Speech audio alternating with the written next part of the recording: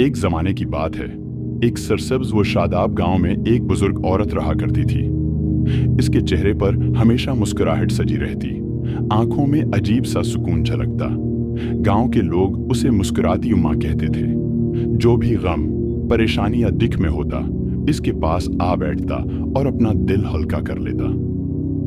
अजीब बात यह थी कि उम्मा किसी को लंबी नसीहतें नहीं देती थी, बस 2 मीठे बोल और एक मुस्कुराहट, मगर दिल को सुकून मिल जाता।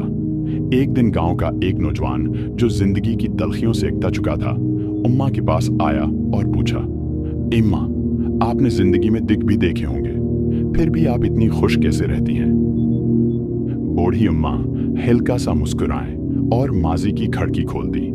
कहने लगे, बेटा, हमारा घराना कभी अमीरों में शुमार नहीं हुआ, मगर मोहब्बत से भरा हुआ था। मेरा शौहर, मेरे बच्चे और मैं, हम थोड़े में भी शुक्र करते थे। फिर एक दिन बीमारी ने मेरे शौहर को आ लिया।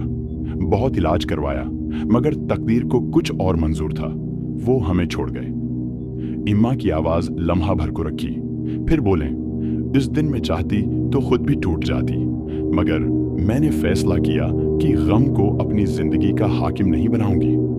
मैंने अपने बच्चों के लिए मजबूत बनने का इंतखाब किया।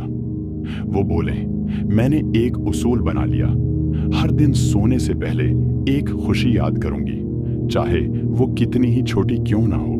कभी बच्चों की हंसी, कभी सूरज की रोशनी, कभी किसी का शुक्रगुजार होना। आखिर में उम्मा ने कहा, बेटा, ना खुशी हमेशा रहती है, ना गम। जो इस बात को समझ ले, वही असल में खुश रहना सीख जाता है। नौजवान के चेहरे पर भी हल्की सी मुस्कुराहट आ गई और इस दिन वो खुशी का असल राज समझकर लौटा।